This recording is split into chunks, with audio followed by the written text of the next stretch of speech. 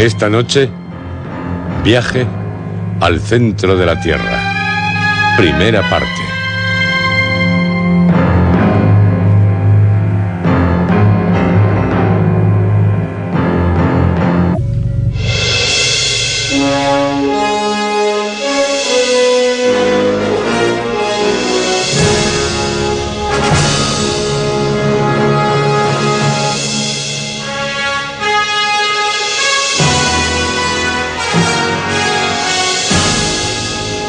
Viaje al centro de la Tierra.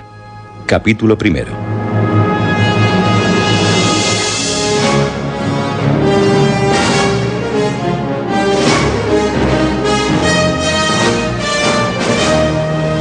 ...24 de mayo de 1863... domingo.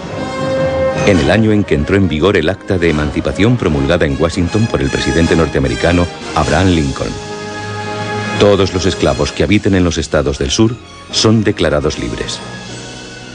Hamburgo, número 19 de la Clunystrasse, una de las calles más antiguas del barrio viejo de la ciudad. Hamburgo está situada en la confluencia del río Alster con el Elba, donde se inicia el estuario de este último, a 100 kilómetros del Mar del Norte. Fue fundada por Carlomagno en el año 808. Señor Axel. ¿Ocurre algo, Marte? Ay, ya viene el señor Lindenbrock. Mi tío. Me he retrasado, señor Axel. La comida apenas ha empezado a hervir en el fogón. Como mi tío, el hombre más impaciente del mundo, venga con hambre, es muy capaz de armarla. ¿Qué hago? Aún no son las 2, Marte. Apenas si acaba de sonar la media en la catedral.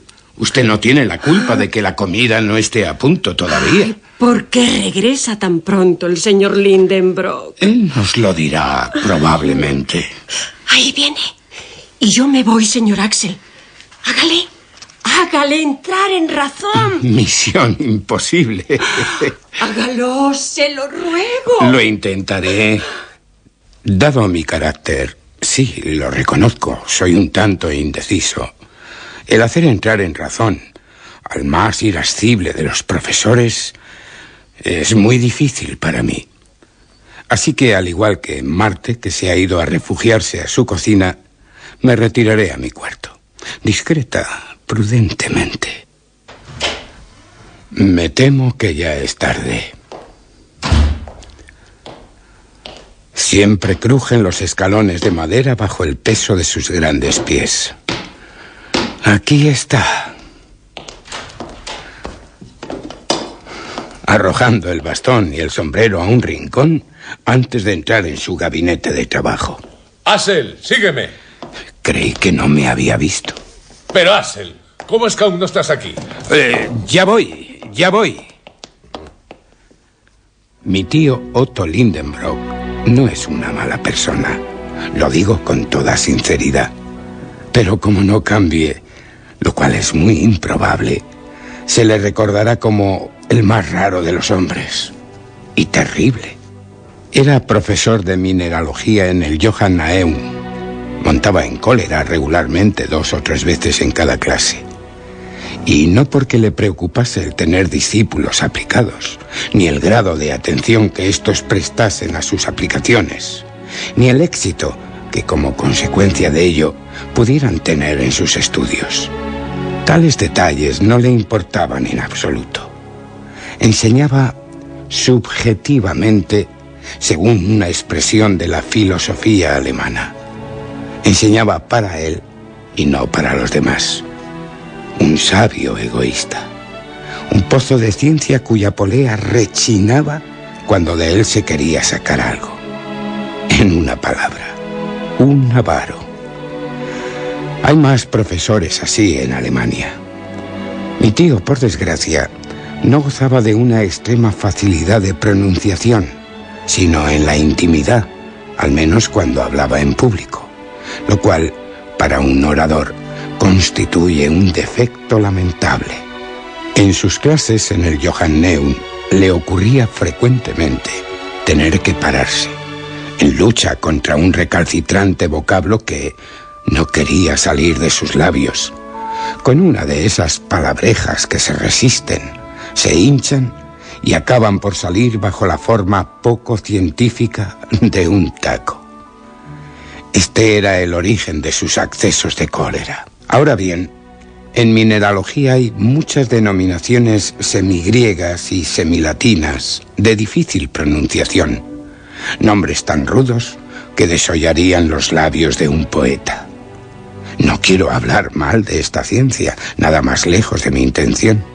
Pero cuando se trata de las cristalizaciones romboédricas, de las resinas retinasfálticas, de las gelenitas, de las tangasitas, de los molibdatos de plomo, de los tungstatos de magnesio y de los titaniatos de circonio, bien se puede perdonar a la lengua más diestra que se trabe. En la ciudad se conocía este defecto de mi tío, y mucha gente, sin ninguna consideración, iban a escucharle desprofeso para burlarse de él, lo que naturalmente le exasperaba. Se reían de él, lo cual no es de buen gusto ni en Alemania. Y si es muy cierto que contaba siempre con un gran número de auditores, no lo es menos que la mayor parte de ellos iban solo a divertirse a su costa. Sea como fuere, nunca me cansaré de repetir que mi tío era un verdadero sabio, aunque le ocurriese a veces romper sus muestras con la brusquedad con que hacía sus ensayos. En él se daban cita el genio del geólogo y el discernimiento de la mineralogista. Con su martillo, su punzón, su aguja imantada, su soplete y su frasco de ácido nítrico, era un hombre extraordinario. Entre las 600 especies de minerales que cuenta actualmente la ciencia, era capaz de clasificar sin dudar un mineral cualquiera por su ruptura, su aspecto, su dureza, su fusibilidad, su sonido, su olor y su gusto. También el nombre de Lindenbrock era famoso en los liceos y asociaciones nacionales. Humphrey Davy, Humboldt y los capitanes Franklin y Sabine no dejaron de visitarle a su paso por Hamburgo. Los señores Becquerel, Evelmen, Brewster, Dumas, Milne Edwards y Sinclair de Ville acostumbraban a consultarle sobre las cuestiones más palpitantes de la química. Esta ciencia le debía algunos importantes descubrimientos. En 1853 había aparecido en Leipzig un tratado de cristalografía trascendente por el profesor Otto Lindenbrock, editado en gran formato y con láminas, pero cuya venta, sin embargo, no cubrió los gastos de la edición. Además, mi tío tenía a su cargo el Museo Mineralógico del señor Struve, embajador de Rusia, preciosa colección que gozaba de justa y merecida fama en Europa. Tal era el personaje que me reclamaba con tanta impaciencia. Imaginaos un hombre alto, enjuto, con una salud de hierro y un aspecto juvenil que le hacía aparentar 10 años menos de los 50 con que contaba. Eran rubios sus cabellos. Sus grandes ojos se agitaban incesantemente tras unas gafas de considerable tamaño. Su nariz, larga y fina, parecía una hoja afilada. En tono de burla, se decía que estaba imantada y atraía las limaduras de hierro. Pura calumnia. Lo único que atraía su nariz era el rapé, en gran abundancia, dicho sea en honor de la verdad. Si añado que mi tío daba unas zancadas de casi 1 metro, y si digo que al andar cerraba sólidamente los puños, signo de un temperamento impetuoso, se le conocerá lo suficiente como para no desear su compañía. Vivía en Strasse, edificada mitad en madera y mitad en ladrillo, y rematada por un aguilón dentado, a orilla de uno de esos sinuosos canales que se entrecruzaban por el centro del más antiguo barrio de Hamburgo, felizmente respetado por el incendio de 1842. La vieja casa estaba un poco inclinada y mostraba su panza a los que pasaban. Llevaba el tejado inclinado sobre la oreja como la gorra de un estudiante de la Tundenburg. El aplomo de sus líneas dejaba mucho que desear, a pesar de lo cual se mantenía firme gracias a un viejo olmo vigorosamente enclaustrado en la fachada. En primavera el olmo cubría de botones en flor los cristales de las ventanas. Para ser profesor alemán, mi tío era bastante rico. La casa le pertenecía en propiedad, continente y contenido. El contenido éramos su ahijada Kroven, una joven de 17 años, la sirvienta Marte y yo. En mi doble calidad de sobrino y de huérfano, me convertí en el ayudante preparador de sus experimentos. Confieso que aquello me gustaba, dedicándome con gran ardor a las ciencias mineralógicas. Por mis venas corría sangre mineralogista, y no recuerdo haberme aburrido nunca en compañía de mis valiosos pedruscos. En resumen, se podía vivir feliz en la casa de Königstrasse, pese al carácter irascible de su propietario, que me quería mucho. Pero su gran impaciencia no le permitía aguardar y trataba de aventajar en su carrera a la misma naturaleza. En abril, cuando plantaba en los tiestos de su salón las plantas de reseda o de volubilis, iba todas las mañanas sin falta a tirarles de las hojas para acelerar su crecimiento. Con semejante excéntrico no quedaba más remedio que obedecer, por lo que me precipité presuroso en su despacho al ser tan imperiosamente reclamada mi presencia en él.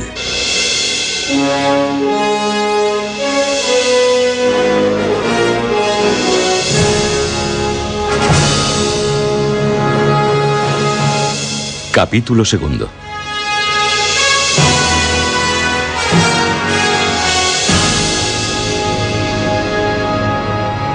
Su gabinete de trabajo era un verdadero museo. Todas las muestras del reino mineral se hallaban allí representadas y etiquetadas en el orden más perfecto, según las 3 grandes divisiones de los minerales: los inflamables, los metálicos y los litoideos.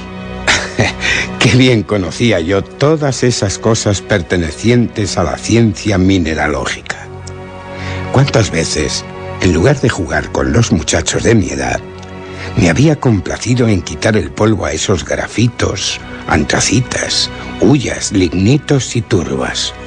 Y los betunes, las resinas, las sales orgánicas que había que proteger del más mínimo átomo del polvo. Y esos metales, desde el hierro hasta el oro, cuyo valor relativo desaparecía ante la igualdad absoluta de los especímenes científicos.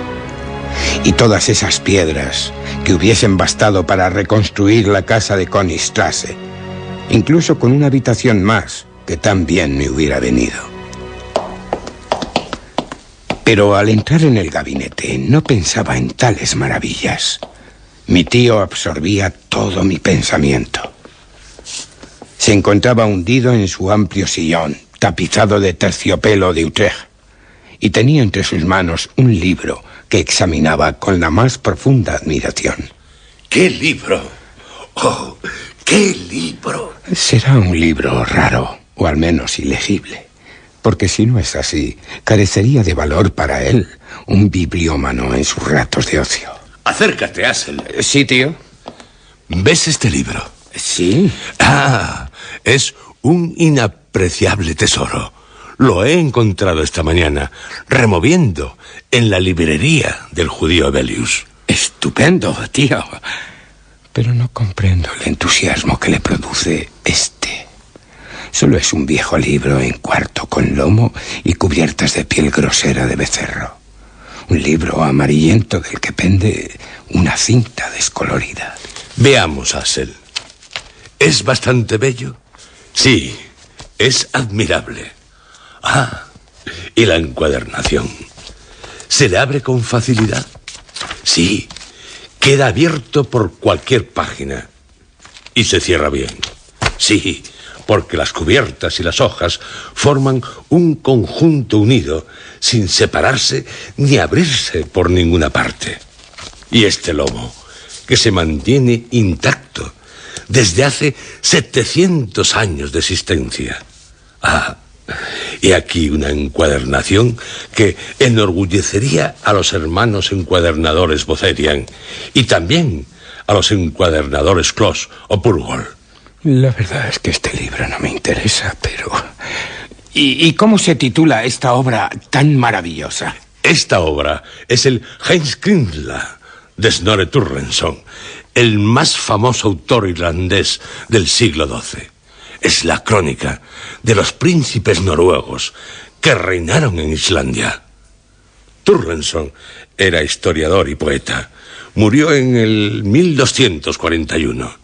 Este libro se publicó en 1697, en Estocolmo, en islandés, latín y sueco. Ya, pero este es una traducción al alemán, supongo. Una traducción. Y podría saberse lo que yo haría con una traducción. Esta es la obra original en lengua islandesa. Oh, esa magnífica, rica y simple lengua. Permite las más variadas combinaciones gramaticales y las más numerosas modificaciones de las palabras. ¿Como el alemán? Sí, sin contar que la lengua islandesa admite 3 géneros, como el griego, y declina los nombres propios, como el latín. Y respecto a este libro, tío, ¿sus caracteres son bonitos? Caracteres. Te he hablado de caracteres, desdichado de Axel. Caracteres. Pero bueno, ¿crees que se trata de un impreso? Ignorante. Se trata de un manuscrito rúnico. ¿Rúnico? Sí, rúnico. Y ahora me pedirás que te explique. No es necesario. No es necesario.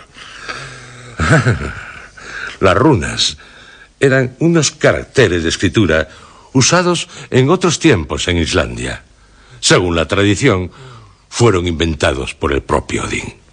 Mira y admira, impío. Admira los caracteres surgidos de la mente de un dios. Lo mejor será prosternarme, algo que complace tanto a los dioses como a los reyes y a mi tío. Mira, Axel. Creo que... ¿Qué es? Diría que lo que acaba de salir del libro y caer al suelo es un sucio pergamino. Lo siento. Yo lo cogeré. Con que se ha apresurado a recogerlo. ¿Y esto qué es? Desplegado del todo, este pedazo de pergamino tiene unas 5 pulgadas de largo y 3 de ancho, con líneas transversales de caracteres jeroglíficos.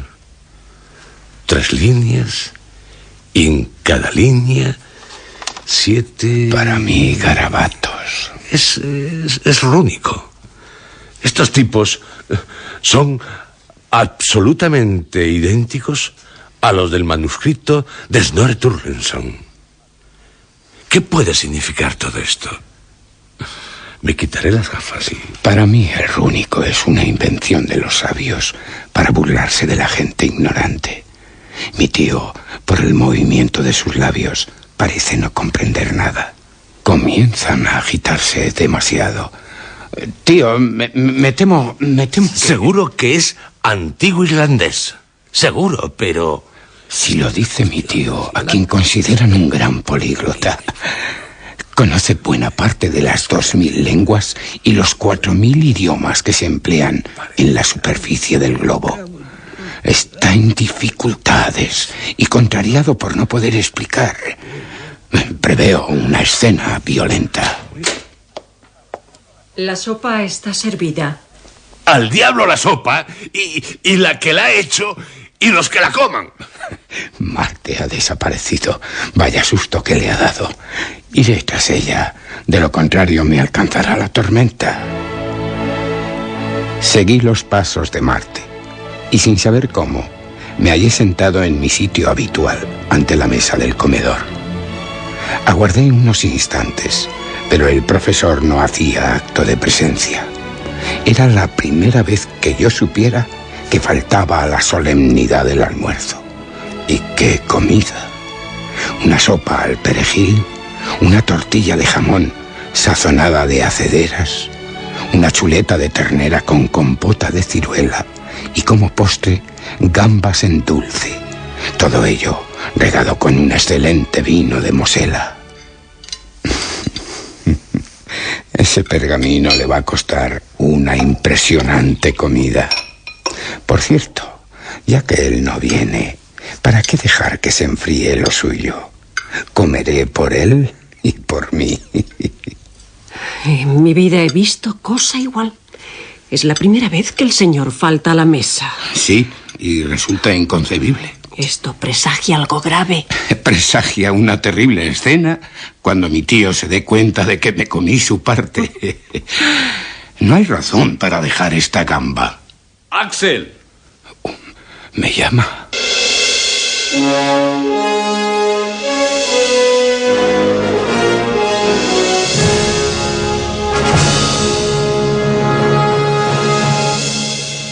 Capítulo 3.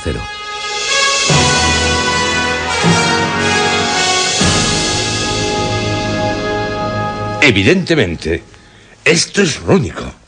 Pero hay un secreto. Y tengo que descubrirlo. Si no...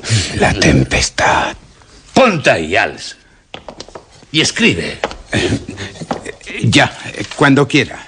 Voy a dictarte las letras de nuestro alfabeto que corresponden a cada uno de estos caracteres islandeses. A ver qué sale. Pero, por San Miguel, cuida de no equivocarte. Mi tío comenzó a dictarme. Me esforcé cuanto pude.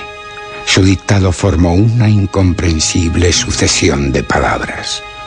Merlens, Restremer, y todas así, en 3 líneas, y cada una de ellas con 7 palabras. Finalizado el trabajo, mi tío me arrebató la hoja en la que acababa de escribir y la examinó detenidamente durante largo rato, repitiendo maquinalmente qué es lo que esto quiere decir. Doy mi palabra de honor de que no hubiera podido decírselo. En realidad no me preguntaba a mí. Esto es lo que llamamos un criptograma, en el cual el sentido se halla velado bajo letras alteradas intencionadamente y que, dispuestas de forma conveniente, compondrán una frase inteligible. Cuando pienso que aquí puede encontrarse la explicación o la indicación de un gran descubrimiento. Más bien pienso que no expresan nada, pero no seré yo quien se lo diga. Y ahora toma el libro y el pergamino y los compara. Estas dos escrituras no se deben a una misma mano. El criptograma, está claro, es posterior al libro. Tío, ¿y cómo lo vas...? Una prueba irrefutable es el hecho de que la primera letra es una doble M, que sería inútil buscar en el libro de Turleson, pues tal letra no fue incorporada al alfabeto islandés hasta el siglo XIV. Así que hay por lo menos 200 años entre el manuscrito y el documento. Bastante lógico. Tío, bastante lógico. Sí, bastante lógico. Por lo tanto, esto me induce a pensar que uno de los poseedores del libro ha sido quien trazó estos misteriosos caracteres. ¿Quién diablos sería tal dueño? ¿Acaso habrá puesto su nombre en alguna parte del manuscrito? Mi tío se quitó las gafas, tomó una gruesa lupa y examinó cuidadosamente las primeras páginas del libro. Al dorso de la segunda, que hacía de anteportada, descubrió una mancha que a simple vista tenía el aspecto de ser de tinta. Sin embargo, mirándola de cerca, se podían distinguir unos caracteres medio borrosos. Mi tío comprendió que ahí estaba el punto interesante. Se dedicó completamente a ella. Gracias a su gruesa lupa, acabó por reconocer los signos, caracteres rúnicos que tradujo sin vacilar. Arne Sagnussen. Pero si esto es un nombre, el nombre de un islandés, el de un sabio del siglo XVI, un célebre alquimista. Tío Otto, me sorprende. Aquellos alquimistas, Avicena, Bacon, Lulio, Paracelso, eran los verdaderos, los únicos sabios de su tiempo. Hicieron descubrimientos que todavía nos asombran. ¿Por qué este Sagnussen no habría podido ocultar bajo este incomprensible criptograma alguna invención sorprendente? Eso debe ser. Sí, eso debe ser. Su imaginación se exalta con esta hipótesis. Pero, tío, ¿qué interés, me pregunto, podría tener tal sabio en ocultar un descubrimiento maravilloso? ¿Por qué? ¿Por qué? ¿Y qué sé yo? Pero no lo hizo Galileo con Saturno. Además, ya lo veremos. Conseguiré el secreto de este documento. Ni comeré, ni dormiré hasta haberlo logrado. Lo cumplirá. Ni tú tampoco, Axel. Menos mal que he comido por dos. Ante todo, hay que hallar la lengua de este documento cifrado. No debe ser difícil. Eso espero. Nada más sencillo. Este documento contiene 132 letras, de las cuales 79 son consonantes y 53 vocales. Ahora bien, esta es, más o menos, la proporción que se observa en la formación de las palabras de las lenguas meridionales. Los idiomas del norte son infinitamente más ricos en consonantes. Se trata, pues, de una lengua del sur. ¿Y de qué lengua se trata? Veremos lo que dice el gran analista. Sagnussen era un hombre instruido.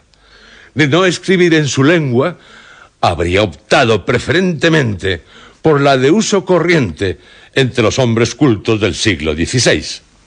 Es decir, el latín.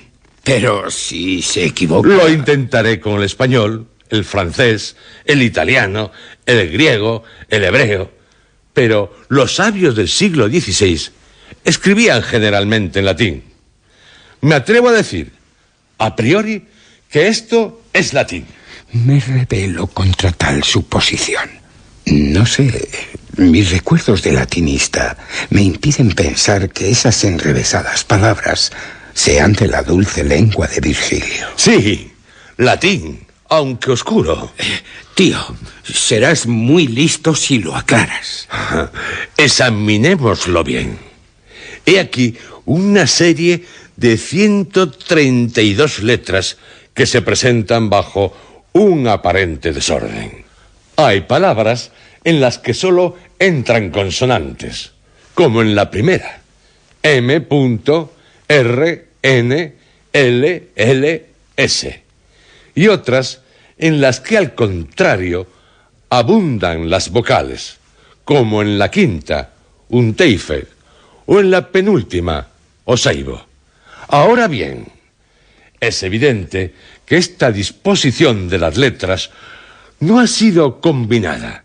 Viene dada matemáticamente por la razón desconocida que ha presidido la sucesión de estas letras. Creo que es seguro que se escribió regularmente la frase primitiva y que se invirtió luego, según una ley que es preciso descubrir. Ya. Si alguien poseyera la clave de este cifrado, lo leería sin dificultad. la sabes tú? ¿Posees esa llave?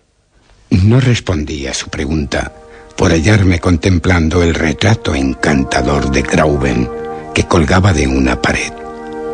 La ahijada de mi tío se hallaba entonces en Altona, en casa de uno de sus parientes, y su ausencia me tenía muy triste, pues ahora puedo confesarlo, ella y yo nos amábamos. Con toda la paciencia y toda la tranquilidad alemanas. Nos habíamos hecho novios a espaldas de mi tío, demasiado geólogo para comprender tales sentimientos. Grauben era una encantadora joven, rubia, de ojos azules, con un carácter un tanto grave y espíritu serio, pero no por eso me amaba menos. Por lo que a mí respecta, la adoraba, si es que este verbo existe en la lengua tudesca. La imagen de mi pequeña virlandesa me trasladó en un instante del mundo de las realidades al de las quimeras, los recuerdos. Volví a ver a la fiel compañera de mis trabajos y de mis placeres. Todos los días me ayudaba a ordenar las valiosas piedras de mi tío. Las etiquetaba conmigo. Grauben era una experta mineralogista. Hubiera podido dar lecciones a más de un entendido. Le gustaba profundizar en las cuestiones más arduas de la ciencia. Cuántas dulces horas habíamos pasado juntos, estudiando, y cuántas veces había enviado la suerte de las piedras insensibles que ella acariciaba con sus encantadoras manos. Después salíamos a pasear por las frondosas alamedas de Alster, o nos íbamos de la mano a un viejo molino embreado a orillas del lago. Le contaba cosas que le hacían reír, hasta llegar a las orillas del Elba. Volvíamos al muelle en la barca de vapor, tras habernos despedido de los cisnes que nadaban entre los nenúfares blancos. En tal ensoñación me hallaba cuando mi tío, dando un puñetazo en la mesa, me volvió bruscamente a la realidad. Veamos, Axel. La primera idea que se le ocurrirá a uno para enredar las letras de una frase es, supongo, la de escribir las palabras verticalmente en vez de hacerlo horizontalmente. Vaya. Bien, a ver lo que puede resultar de hacer tal cosa. Axel, escribe una frase cualquiera en este papel, pero en vez de poner las letras seguidas, ponlas sucesivamente en columnas verticales, de modo que queden agrupadas en 5 o 6 columnas. Comprendí de lo que se trataba e inmediatamente escribí de arriba a abajo una frase. Y ahora, antes de que lea lo que has escrito, coloca esas palabras en línea horizontal. Perfecto. Esto parece un viejo documento. Vocales y consonantes agrupadas en el mismo desorden. Incluso hay mayúsculas y hasta comas en medio de las palabras, como en el pergamino de Saknussemm. No cabe duda de que sus observaciones resultan muy ingeniosas. Ahora, para leer la frase que acabas de escribir y que desconozco, no tengo más que tomar sucesivamente la primera letra de cada palabra, luego la segunda, luego la tercera, y así sucesivamente. Leeré. Yo te amo, mi pequeña Grauben. ¿Qué es esto? ¡Qué torpeza la mía! Escribir frase tan comprometedora como un enamorado. ¿Amas a Grauben? Sí, tío, no. Así que la amas. Pero, ven, apliquemos mi método al documento en cuestión. Mi tío, abismándose nuevamente en su intrigante descubrimiento, Se olvidó momentáneamente de mis palabras sin darles mayor importancia. De mis imprudentes palabras. Y digo imprudentes ya que la cabeza del sabio no podía comprender las cosas del corazón. Pero para mi fortuna, en el importante asunto centraba toda su atención. Había llegado el momento de abordar el experimento capital. Sus ojos lanzaron llamas a través de sus gafas. Sus dedos temblaban al tomar el viejo pergamino. Estaba seriamente emocionado. Con voz grave me dictó una serie de letras. Confieso que al acabar, yo también estaba emocionado. Las letras, nombradas una a una, carecían de todo sentido para mí. Pero esperaba que mi tío pronunciara una frase de pomposa latinidad. Pero la respuesta que nadie hubiera imaginado fue un gran puñetazo en la mesa, más fuerte que el anterior, que hizo saltar al tintero, escapándoseme la pluma de mi mano. ¡No es esto! ¡Esto no tiene ningún sentido!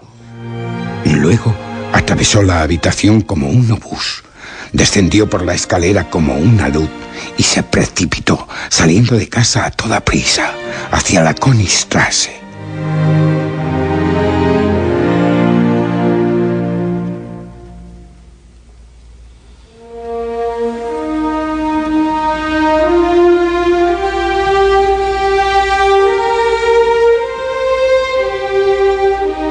Diremos, antes de iniciar el cuarto capítulo, que el nombre de Arne Saknussemm, Julio Verne lo toma del historiador islandés Arne Magnusson, autor de la mencionada Heimskringla, o tal vez de otro historiador islandés, Finn Magnusson.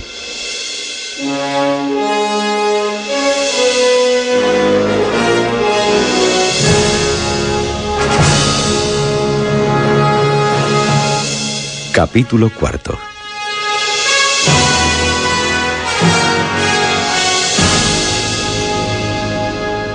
¿Se ha marchado el profesor? Oí la puerta. Sí, Marte se ha ido. Ay, bueno, pero... ¿y no comerá? No, no comerá. ¿Cenará? Tampoco. Ay, dice que no cenará. No, Marte. ¿No? Ni él ni nadie en esta casa. Ni comida, ni cena. Mi tío Lindenbrock nos tendrá a todos en ayuno hasta que consiga descifrar un viejo pergamino que es absolutamente indescifrable. Jesús, Jesús. Nos moriremos de hambre. Lo más probable. Gente alarmada, sollozando, se retiró a su cocina. Se me ocurrió la idea de ir a contárselo todo a Grauben. Pero, ¿cómo dejar la casa? Mi tío podía volver en cualquier momento. ¿Y si me llamaba? Si quería reanudar aquel trabajo logogrífico. Un trabajo que en vano se le hubiera propuesto al mismísimo Edipo. Y de no responder yo a su llamada, ¿qué ocurriría? Decidí, por ser lo más sensato, quedarme en casa. Precisamente un mineralogista de Besançon acababa de enviarnos una colección de geodas silíceas que había que clasificar. Y me dediqué a tal menester.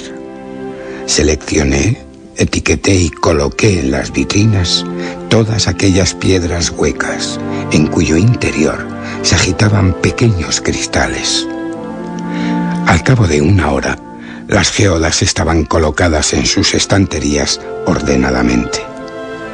Fue cuando me dejé caer en el gran sillón de Utrecht, con los brazos colgando y la cabeza hacia atrás. Encendí mi pipa de largo tubo curvado, cuya cazoleta esculpida representaba una náyade voluptuosamente extendida, y me entretuve en seguir el progreso de la carbonización que poco a poco iba convirtiendo a la náyade en una negra auténtica. De vez en cuando atendía por si se oían pasos por la escalera.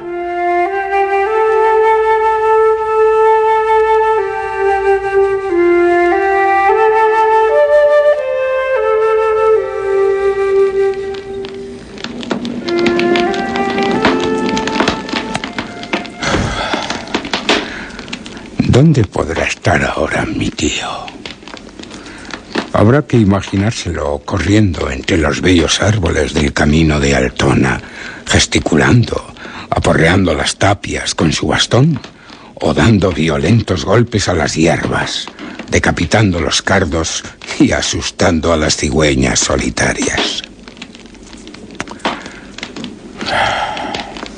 ¿Volverá victorioso o descorazonado? ¿Será él o será el secreto quien triunfe? Este papel en el que escribí una incomprensible serie de letras, ¿qué podrá significar? Intenté agrupar aquellas letras de modo que formaran palabras. Imposible. Ya estuviesen reunidas de 2 en 2, de 3 en 3, de 5 en 5 o de 6 en 6, resultaban ininteligibles.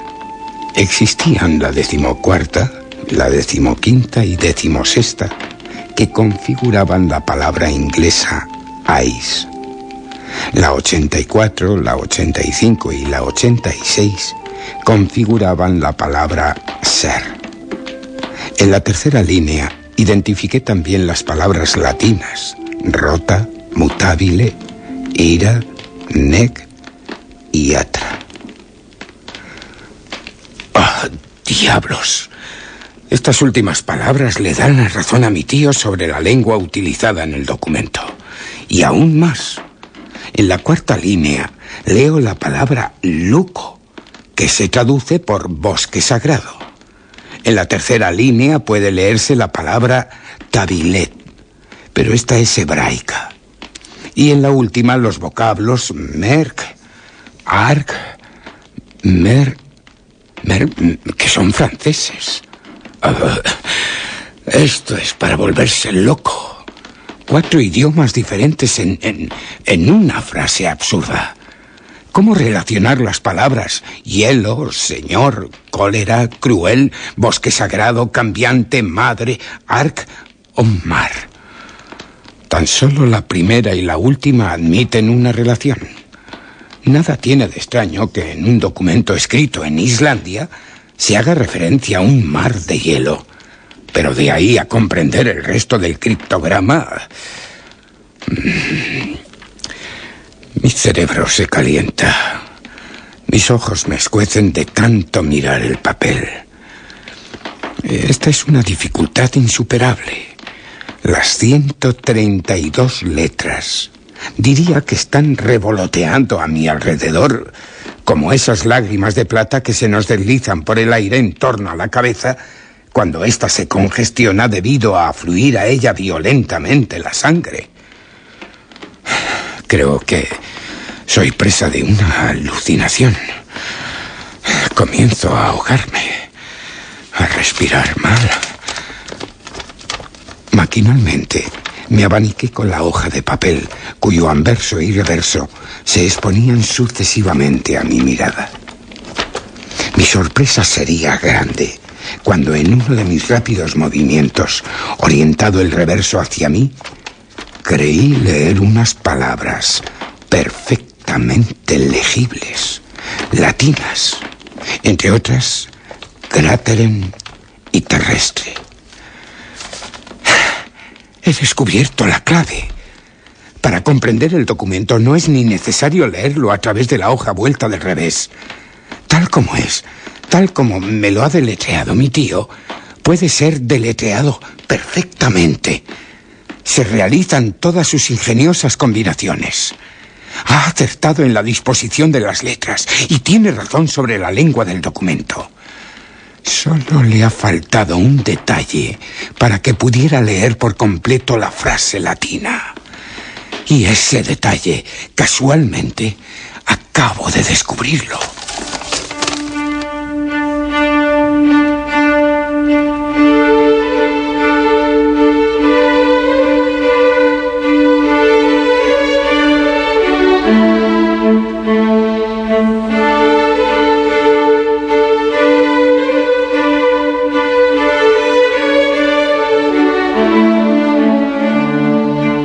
Me emocioné ante aquel descubrimiento. Mis ojos, deturbados, no podía utilizarlos. Extendí la hoja de papel sobre la mesa. Me bastaba echar un vistazo para ser poseedor del secreto. Y logré calmar mi agitación, pero me impuse la obligación de dar 2 veces la vuelta a la habitación para apaciguar mis nervios. Tras hacerlo, me senté en el sillón y después de llenar mis pulmones de aire, me dispuse a leer. Me incliné sobre el papel, seguí con el índice cada letra y sin vacilar pronuncié la frase entera. Me quedé estupefacto y sobrecogido de terror. Pero, ¿cómo? ¿Es cierto lo que se dice aquí? ¿Y cómo se ha llevado a cabo? Un hombre ha tenido la audacia de penetrar en... No, nunca. Mi tío nunca lo sabrá. Si se entera de semejante viaje, seguro que él también querrá emprenderlo. Ni hablar, ni hablar. Nadie podría detenerle. Un geólogo tan decidido lo emprendería pese a todo y contra todo. Y me llevaría con él a un viaje del que nunca volveríamos. Jamás. Eso no ocurrirá. Y yo puedo impedirlo. Y lo haré. Mi tío, de tanto cavilar sobre el documento, podría descubrir la clave, la llave para... Por casualidad, tal vez como yo, lo destruiré. Me acerqué a la chimenea, cogí la hoja de papel y el pergamino de San Nuxen y me dispuse a arrojarlos al fuego. Pero en aquel momento se abrió la puerta del gabinete y apareció mi tío.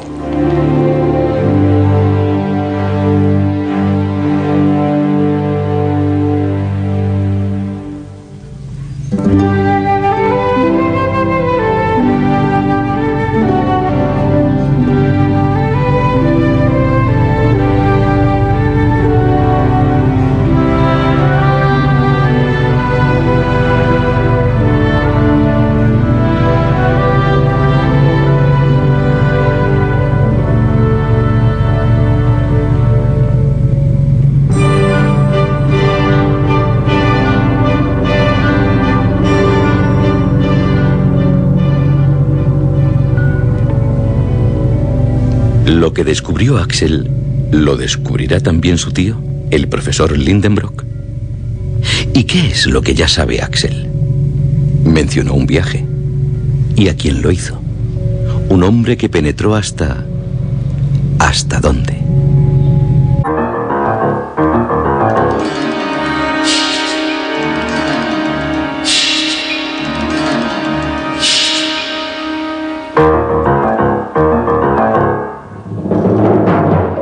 Han escuchado ustedes dentro de la serie Historias.